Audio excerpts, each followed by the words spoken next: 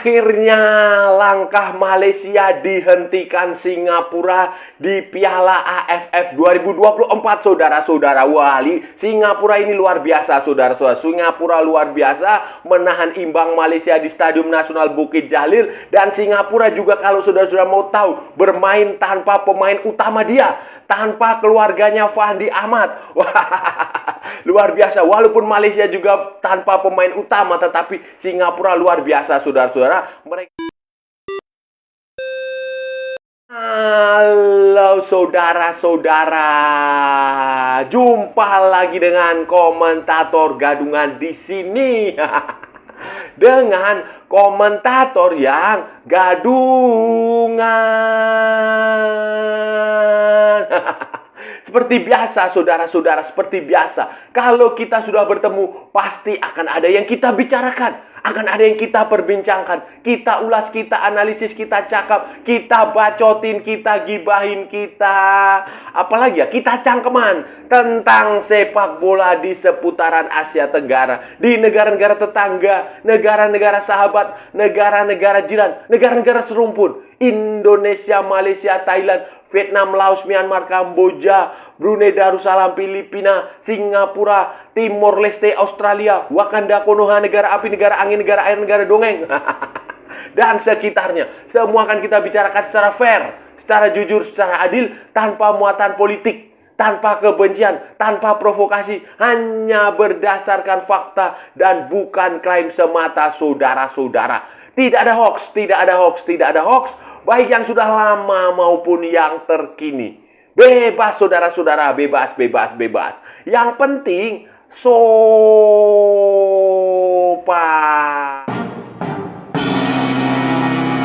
Nah, jadi begini, saudara-saudara. Jadi begini. Pada akhirnya... di grup A itu sudah berakhir, saudara-saudara. Di grup A sudah berakhir dan ya tim yang lolos juga sudah bisa dipastikan.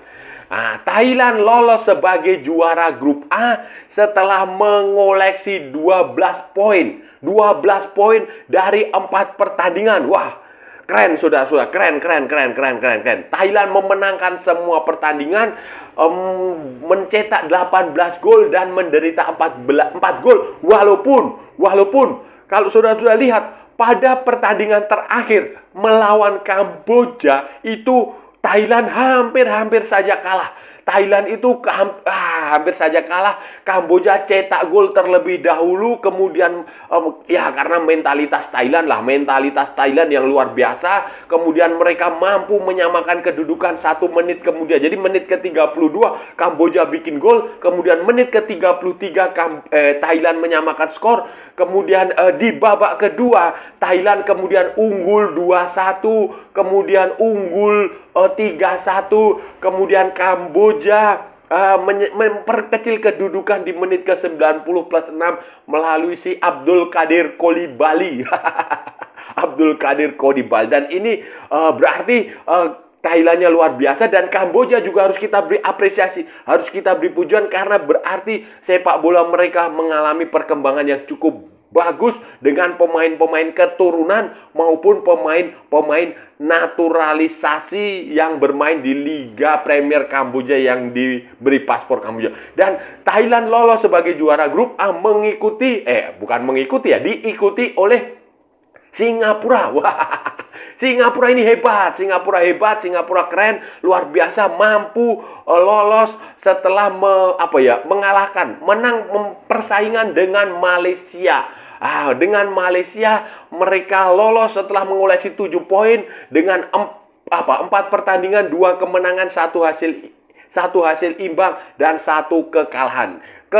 Pada pertandingan terakhir Singapura menahan imbang Malaysia, saudara-saudara. Jadi Malaysia harus gigit jari ya, mohon maaf ya. Untuk sementara Malaysia harus gigit jari dan memang Singapura layak untuk menahan imbang Malaysia karena mereka kalau saya lihat ya, mereka bermain jauh lebih bagus, jauh lebih efektif, jauh lebih efisien walaupun tidak beruntung, tidak bisa mencetak.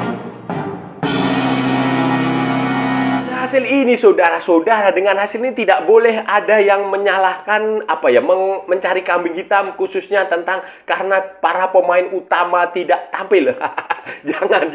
Itu bukan kambing hitam. Malaysia juga tidak tampil dengan pemain utama. Singapura juga nggak tampil dengan pemain utama. Buktinya itu keluarganya Fandi Ahmad itu nggak ada yang main di sini, saudara-saudara. Iksan, Irfan, Ilan, Fandi itu semuanya nggak main. Jadi ya sebenarnya ini samalah sebenarnya, sama kualitasnya, skuadnya itu sebenarnya sama-sama, seharusnya seimbang. Saya juga waktu pertama sebelum ini, waktu preview juga mengatakan bahwa peluang Malaysia maupun Singapura ini adalah 50-50. Hanya saja Malaysia sedikit diuntungkan karena dia bermain di depan supporter, di depan fans dia. Di depan fans dia yang kemungkinan besar akan memenuhi stadion. Dan ternyata stadionnya cukup penuh, walaupun tidak penuh sekali. Tetapi kan faktanya memang Singapura bermain jauh lebih disiplin.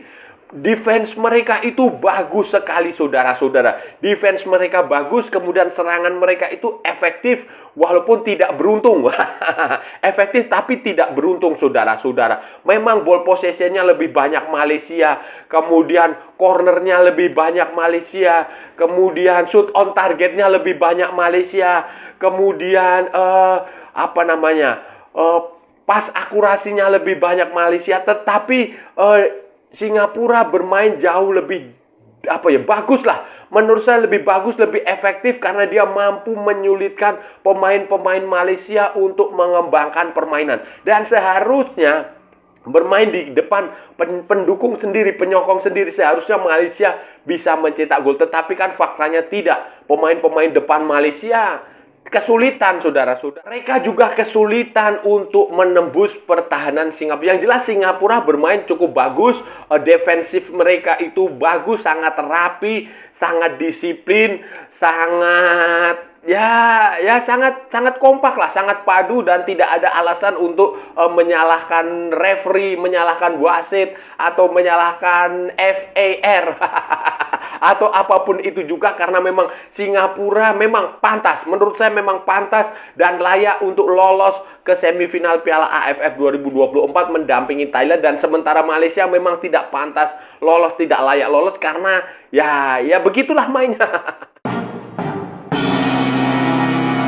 Malaysia hasil ini tentu saja buruk lah, saudara-saudara. Kenapa? Karena pada edisi sebelumnya, pada Piala AFF 2022 itu mereka berhasil tampil sampai ke semifinal. Tetapi ini juga siklus. Jadi grafik Malaysia itu naik turun naik. Jadi selang-seling. Sebelumnya, saudara-saudara, pada 2020 juga mereka hanya terhenti di fase grup. Kemudian pada 2018 mereka lolos.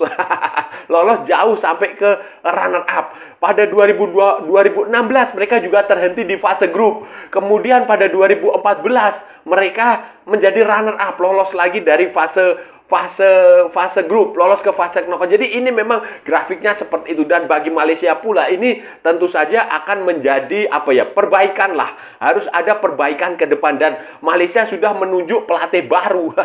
Pelatih baru dari Australia, Peter Slamovski, untuk menggantikan Pau Marti Vicente yang sudah resmi mengundurkan diri setelah Piala AFF 2024 kali ini. Ya, kita lihat saja nantilah Peter Slamovski itu seperti apa. Saya pernah membahas ini. Peter Slamovski, dia adalah asistennya Angge Postecoglou. Angge Postecoglou waktu menjadi juara Piala Asia 2015. Dia juga mendampingi Angge Postecoglou waktu tampil di Piala Dunia 2014, kemudian tampil di Piala Konfederasi 2017, kemudian waktu juara bersama Yokohama Marinos di J-League. Tetapi setelah itu Slamovski ini melatih sejumlah klub di Jepang dan hasilnya biasa-biasa saja. Montedio Yamagata, kemudian Shimizu S-Pulse, kemudian yang terakhir FC Tokyo. Dan sekarang dia akan melatih tim nasional Malaysia nanti mulai tanggal 1 Januari 2025. Dan ya ini harus berubah lah. harus berubah karena apapun itu Malaysia sudah punya 3 pelatih, akan punya 3 pelatih dalam waktu setahun terakhir. Sebelumnya Kim Pan-gon undur diri karena mendapatkan tawaran untuk melatih Ulsan Hyundai, klub yang juara Liga Korea. Kemudian gantinya Pau Marti Vicente untuk caretaker sementara, dan sekarang adalah untuk Peter Slamovski. Tim yang bergonta-ganti pelatih ini tidak bagus, saudara-saudara, tidak bagus karena ya kalau pelatih satu belum selesai menginstal ide-ide dia, pemain sudah dapat pelatih baru, jadi ya itu pekerjaan rumah bagi Malaysia lah. Sebenarnya saudara-saudara, bagi Malaysia yang dibutuhkan itu bukan pelatih lah. Saya rasa pelatih Pau Marti Vicente juga bisa sukses kalau Football Association of Malaysia-nya itu mendukung. Permasalahannya Malaysia itu ada di Football Association-nya itulah, di Datuk Hamidin. Itu sebenarnya yang menjadi pangkal. Cobalah diganti itu Datuk Hamidin. Diganti tokoh yang cukup populer, yang punya kualitas. Bosnya Johor Darul Taksim itu misalnya, kalau dia bisa kembali menjadi presiden FAM, saya rasa itu akan bagus sekali karena dia punya hak channel ke internasionalnya juga bagus. Dan tim nasional Malaysia ini kan dibangun atas dasar pemain-pemain dari Johor Darul Taksim. Sementara di Piala AFF kali ini pemain-pemain Johor Darul Taksim tidak mendapatkan izin untuk bermain di Piala AFF. Kalau TMJ menjadi menjadi presiden FAM, saya yakin itu pasti pemain-pemain Johor Darul Taksim akan diizinkan untuk membela tim nasional Malaysia. Ini sama seperti Madam Pang di Thailand. Madam Pang itu adalah ownernya, pemiliknya Thai Port FC. Dan saudara-saudara lihat, di tim nasional Thailand sekarang itu banyak sekali pemain dari Thai Port FC. Banyak sekali pemain dari Thai Port FC yang main di Piala AFF. Kenapa? Karena ada Madam Pang. Madam Pang pemilik Thai Port FC, dan Madam Pang juga adalah presiden Asosiasi Sepak Bola Thailand. Jadi itu ada bisa digunakan pemainnya sehingga lobbynya akan mudah. Saya rasa kalau Malaysia melakukan hal yang sama, misalnya TMJ adalah presidennya FAM, itu pasti pemain-pemain Johor Darul Taksim akan diizinkan. Dan yang lebih penting dari Malaysia ini adalah kalau Anda mau mencari pemain yang dinaturalisasi, carilah pemain keturunan, jangan pemain naturalisasi yang main di liga lokal. Karena kalau mencari pemain dari liga lokal, ya buat apa? Nggak ada ilmunya. Dato' Ong Kim Sue sendiri mengatakan seperti itu, saudara-saudara. Bagaimana dengan Singapura, saudara-saudara? Singapura ini mengejutkan. Tentu saja lolos ke semifinal Piala AFF 2024 ini cukup mengejutkan, saudara-saudara. Karena kalau kita lihat, performa Singapura itu sebenarnya tidak terlalu memuaskan dalam sejumlah pertandingan uji coba internasional. Pada beberapa FIFA Matchday sebelumnya itu, Singapura itu hasilnya itu mengecewakan, saudara-saudara. Bayangin mereka main di Singapore National Stadium dikalahkan oleh China Taipei. Mereka juga di kualifikasi Piala Dunia itu mereka dibantai oleh Korea Selatan 0-7. 0-7, saudara-saudara. 0-7. Mereka juga dikalahkan Cina 4-1. Mereka juga sempat menjalani, tidak memanfaatkan FIFA Matchday untuk hanya untuk sparring partner di Jepang. Dan di Jepang pun mereka latih tanding itu juga dikalahkan oleh klub-klub dari Jepang dengan skor yang cukup mencolok.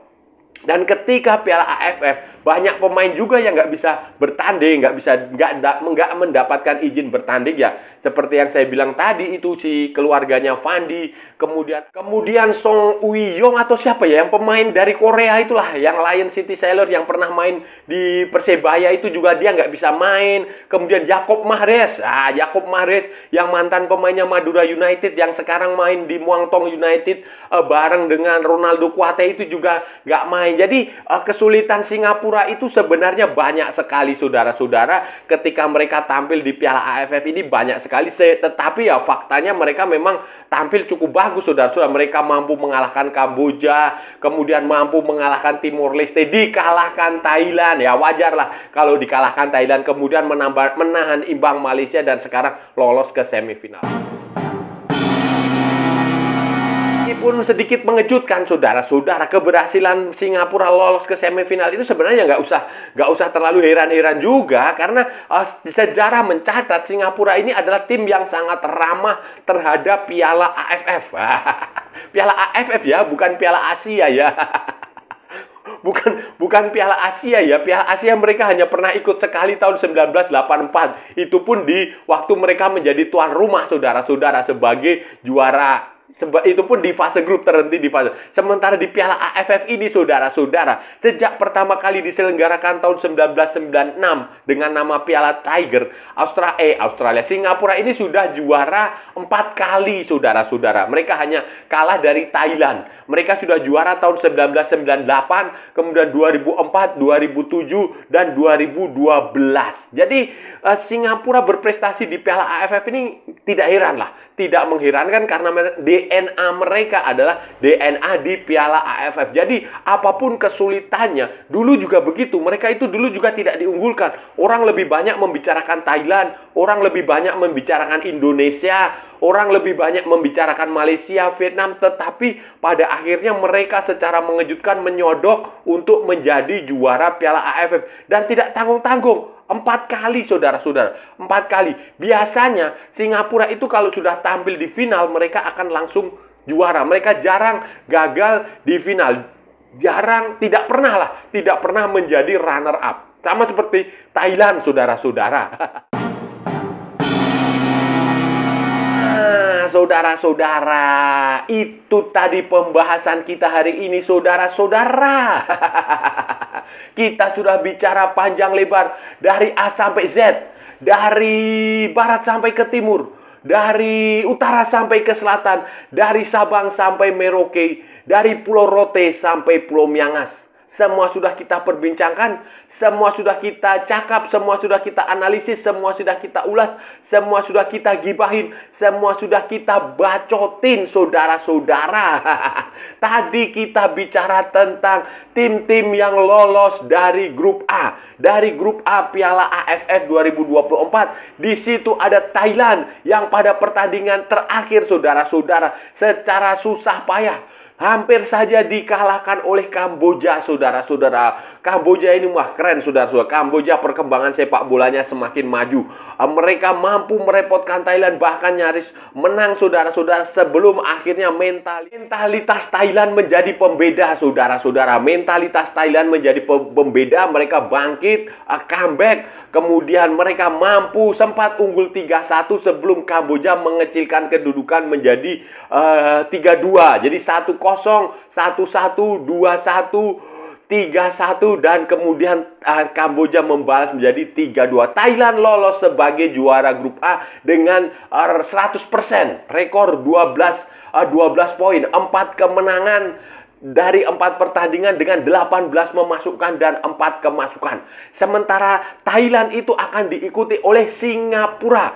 Singapura ini luar biasa, saudara-saudara. Tanpa pemain-pemain anak-anaknya Fandi Ahmad. Mereka mampu lolos ke semifinal Piala AFF setelah pada pertandingan terakhir bermain imbang dengan Malaysia di Stadium Nasional Bukit Jalil. Bukan hanya imbang, Singapura juga menyerang, juga dominan. Malaysia kesulitan menghadapi Singapura. Luar biasa, Singapura luar biasa. Dan ini hasil ini, saudara-saudara, Singapura menjadi runner up di grup A dengan 7 poin dari 2 kemenangan, 1 hasil imbang, dan 1 kekalahan. Nantinya ini Singapura akan bertemu dengan juara grup A. Ya, kemungkinan besarnya sih Vietnam. Kemungkinan besarnya Vietnam, sementara Thailand akan bertemu runner up di grup B yang akan ditentukan pada pertandingan Indonesia, Myanmar, Filipina, dan Vietnam juga. Jadi ini akan menjadi pertandingan yang menarik nanti di babak semifinal. Dan yang pasti ini Malaysia harus berbenah lah. Harus berbenah. Masa nggak bisa lolos dari fase grup? Dan ya mereka sudah ganti pelatih. Nanti mulai 1 Januari akan ada pelatih baru, Peter Slamovski dari Australia, yang akan menggantikan Pau Marti Vicente yang sudah resmi mengundurkan diri dari tim nasional sepak bola Malaysia Harimau Malaya. Ya, semoga nanti di Piala Asia, di kualifikasi Piala Asia 2027 itu Malaysia tidak tampil mengecewakan seperti halnya waktu tampil di Piala AFF 2024 ini. Dan saya rasa sudah cukup ya, saudara-saudara, pembahasan kita kali ini. Kalau ada salah-salah ya mohon maaf. Namanya juga gadungan, saudara-saudara. Wajar kalau gadungan itu salah. Tetapi kalau benar berarti sebuah kebenaran. Kalau saudara-saudara merasa channel ini bermanfaat, berguna, menghibur, menginspirasi, silahkan like, share, and subscribe. Tapi kalau tidak, saudara-saudara, abaikan saja. Skip, jangan ditonton, tetapi jangan juga dibikin sampah. Maksudnya bikin komentar yang aneh-aneh, yang menghina, melecehkan, menghujat orang lain atau negara lain. Santai saja, santai. Ikuti juga akun media sosial Komentator Gadungan, ada di Instagram, ada di Facebook, dan ada di TikTok yang bukan TikTok Shop, saudara-saudara. Oke. Sampai bertemu lagi di edisi-edisi berikutnya dengan tema-tema yang jauh lebih tidak bermanfaat, dengan tema-tema yang jauh lebih tidak berguna, dengan tema-tema yang jauh lebih membagongkan. Salam olahraga dan merdeka!